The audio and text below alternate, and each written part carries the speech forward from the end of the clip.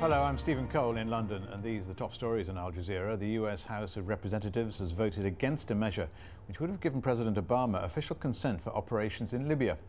It's a rebuke for the president, but the vote is a symbolic message which is unlikely to affect the mission. Patty Culhane is in Washington. Really nothing changes. The question is, what's next? Well, there are members of Congress who say they're not going to let this go.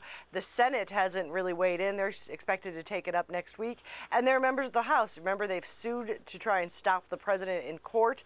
This is going to continue to be a fight until it is actually settled, but it will not be settled today. No changes from a U.S. perspective to the mission in Libya. Activists in Syria say at least 15 people have been killed after security forces opened fire on protesters in a series of demonstrations across the country. Protesters are demanding that the President Assad step down. European Union leaders have agreed to potentially reintroduce border controls between states in exceptional circumstances. France and Italy requested changes to the Schengen Treaty following an influx of refugees since the North African Revolution began. Lawrence Lee is in Brussels. Now, they've been trying to soft pedal it by saying that they have a new asylum policy, there'll be collective decisions, and they'll only be very short term in these extraordinary circumstances. But at the same time, people like Nicolas Sarkozy, the French president, were giving briefings saying this is actually the right of individual countries to decide what they think are extraordinary circumstances and for what period of time they want to bring border controls back in.